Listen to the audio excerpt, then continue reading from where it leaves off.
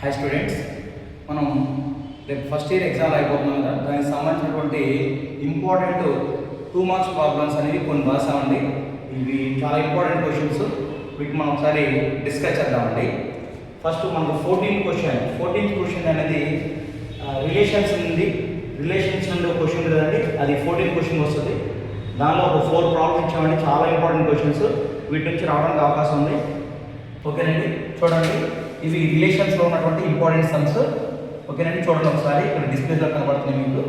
అలాగే next problem 16 అండి, complex number నుండి కూడా ఒక 4 ప్రాబ్లమ్స్ రాస్తామండి, ఇంపార్టెంట్ ప్రాబ్లమ్స్. ఇవి కూడా ఒకసారి చూసుకోండి. ఓకేనండి, నెక్స్ట్ మనకి ప్రాబ్లమ్ 21 లిమిట్స్ అండ్ డెరివేటివ్స్ కూడా ఒక 4 సమ్స్ అనేవి రాయడం జరిగింది. ఇవి కూడా చాలా ఇంపార్టెంట్ అండి. ఈ ప్రాబ్లమ్స్ కూడా రావడానికి అవకాశం ఉంది, చూడండి. నెక్స్ట్ మనకి ప్రాబ్లం నెంబర్ 20 అండి. ప్రాబ్లం నెంబర్ 20లో 3D జియోమెట్రీ ప్రాబ్లం అండి.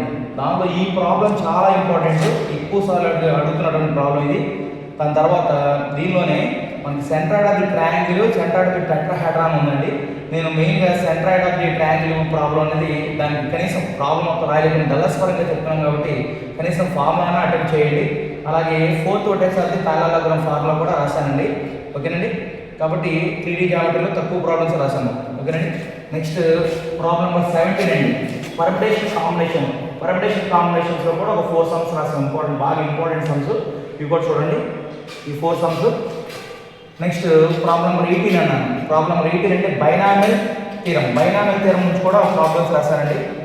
బైనామియల్ థీరం నుంచి కూడా ప్రాబ్లమ్ రాస్తాను, చాలా ఇంపార్టెంట్ ప్రాబ్లమ్స్. ఇవి కూడా ఒకసారి రెఫర్ చేసుకోండి. దీనికి ఇలా ఎక్స్పాండ్ అంటే కనుక మనం ప్రాబ్లం దానికి సంబంధించి రాయకపోయినా కనీసం జనరల్ నా ఫార్ములా రాసిన ఒక 1 మార్క్ పడే అవకాశం ఉందండి. కాబట్టి ఈ విధంగా అన్నిటికీ ఎక్స్పాండ్ అంటే ఈ ఫార్ములా రాసిన 1 మార్క్ పడుతుంది మనకి జనరల్గా. ఓకేనండి, తర్వాత క్వశ్చన్ నెంబర్ 19 అంటే మనకి కానిక్ సెక్షన్ నుంచి వస్తుంది. ఇక్కడ మెయిన్గా ముఖ్యంగా పెరాబోలా మీద ప్రాబ్లమ్స్ ఎక్కువ అడుగుతాడండి. పెరాబోలా మీద, దాని తర్వాత ఎలిప్స్లో ప్రాబ్లం అడిగాడు. ఇక్కడ 4 సమ్స్ రాశానండి. ఇక్కడ చాలా ఇంపార్టెంట్ ప్రాబ్లమ్స్, ఒకసారి ఇవి కూడా రెఫర్ చేసుకోండి. తర్వాత ప్రాబ్లం నెంబర్ 30 అసలు మనం ఈజీగా రాసేటువంటి ప్రాబ్లం ఒకటి. సెట్స్ నుంచి కూడా ఒక ప్రాబ్లం మనకు వస్తుంది కదా, దానిలో మెయిన్ ఇంపార్టెంట్ ప్రాబ్లమ్స్ రాశారండి, ఒక 3 సమ్స్. ఒకసారి రెఫర్ చేసుకోండి ఇవి కూడా.